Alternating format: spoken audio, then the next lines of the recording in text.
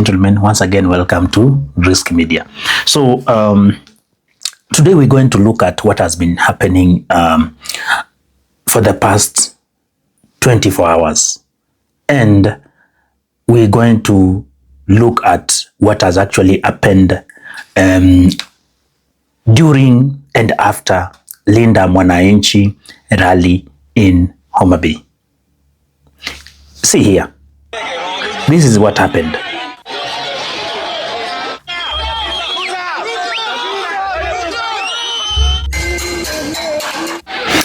After this, what transpired?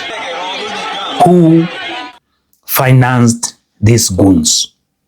Who planned for these goons? We're going to take a deep dive into this because we are security, and we're going to look at all the persons named here.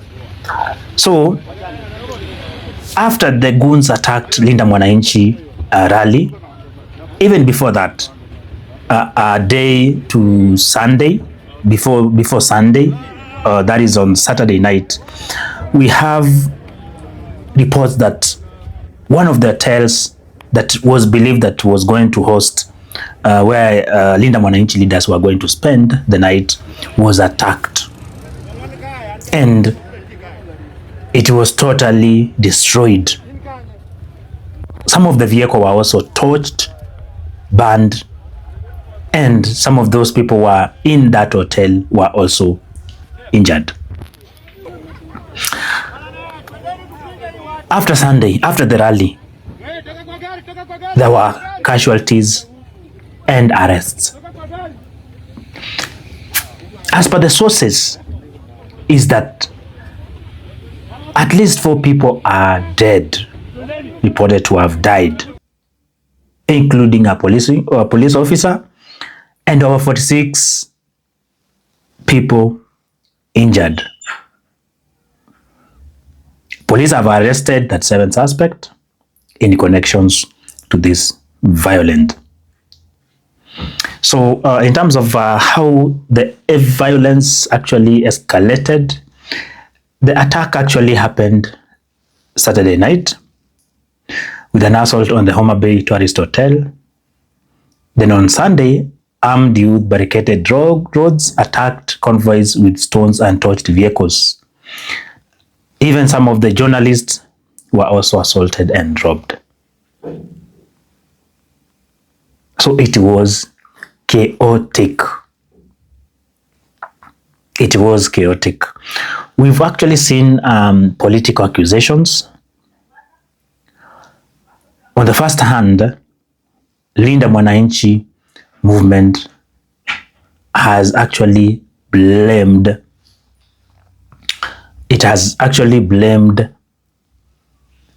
Gladys Wanga, the governor, and MP Kaluma for the violence. Because even before they were able to hold the rally, Linda Mwananchi, we saw Kaluma was also addressing the locals, and he addressed them in the Luo, whereby he said that they're not going to allow him, William Ruto, and anyone who is not going to support the two-term movement should not be with them, because they are working with the government.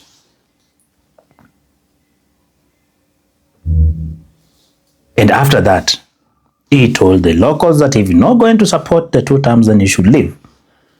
And that is what the remarks. It has actually been termed as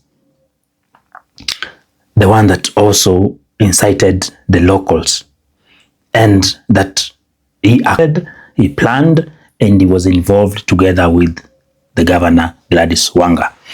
A day before that, there were also a meeting that they had held together, and during that meeting, it is when it is alleged that they planned, they organized on how all those roads will be barricaded so that Linda Mwananchi brigade team will not be able to access the town, Homa Bay town. And again, Gladys Wanga has also come out, and they've actually said that they did not participate and that they've blamed Linda Mwananchi, that they carried their own goons, especially Babu Wino and his team, that they came with machete, hangers, of course, to attack. They blamed Linda Mwananchi team for planning and coming with goons from other regions to be able to attack the locals. You don't understand Luo. And actually, MP Kaluma has actually stated very clearly that if they were to fight back, I doubt we would be in this situation where we are now. Linda Mwananchi, during one of the press conference, they say they are going to deal with the locals who will be attacking them. So, which means they had also planned to cause mayhem during their rally. Linda Mwananchi team, they have actually called, they have also accused the National Police Service, NPS, and National Intelligence Service for being involved. And it's still free out there. You hear what was being said. So, today, yesterday. What next? What do we know? That according to this, is that we've also seen that the leader of opposition, one of the leaders of opposition, Gachagua, former deputy president, he has actually blamed Minister for Interior, for Police, that is Minister for Interior, and he has actually blamed Murukmen and PS for Interior, so Raymond Molo, and he said that they were the mastermind behind all this attack, and that the president, he accuses the president, as alleged that the president knew of all these activities, all this planned, and that's why he had left the country.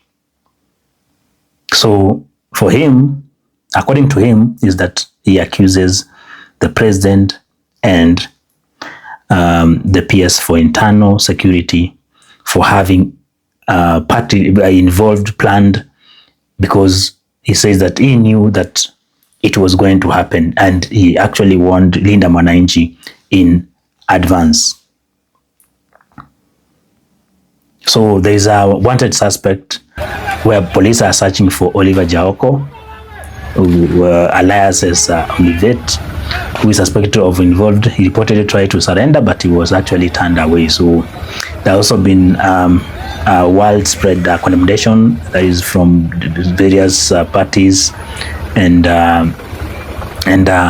today we've also seen that following that attack, Linda Mwananchi team brigade, they've actually gone directly to DCI to record statement, whereby now they're calling for Gladys Wanga and Peter Kaluma to be arrested on the allegation that they were the mastermind behind the attacks, that they planned, they organized, and actually they funded all these attacks. So it is sad as a nation at large that, you know, we have, as we currently in a political campaign period, whereby, you know, we just less than 1 year to the national election. We're seeing some regions that people are able now to organize. People now dying. Young people have now been involved in such kind of activities, whereby we expect that we should be able to allow that any political party to move freely across the country, to be able to sell their agenda, their plans, so that now Kenyans can choose and be able to see which party they can be able to vote for. So freedom of movement, people should be able to move as per the constitution and be able to exercise their democratic right in terms of moving and being able to interact with their followers, and so that as we prepare for the next general election, it should be peaceful. We've also seen that Linda Mwananchi leaders, they have also called that NCIC and other bodies that are there to the ones that oversight in terms of hate speech and ensure that peace and cohesion as a country is strengthened, that they should be able to move with speed and be able to investigate this matter, and any person who is going to spread hate speech, organize such kind of activities, and so that they can be able to move with speed and investigate and apprehend these people, these persons, so that they cannot be able to participate in the next general elections. So as a country, we've seen goons, and it is not a good picture as a country as we head into the next general election, because at the end of the day, we should be able to allow police to be able to protect the citizens and allow even people to be able to move and as per the constitution, be able to move to every corner of the country to be able to sell their political agenda and what is the agenda for the Kenya at large. So keep it here, Risk Media. We'll keep you updated as we discuss on the politics and security. Thank you.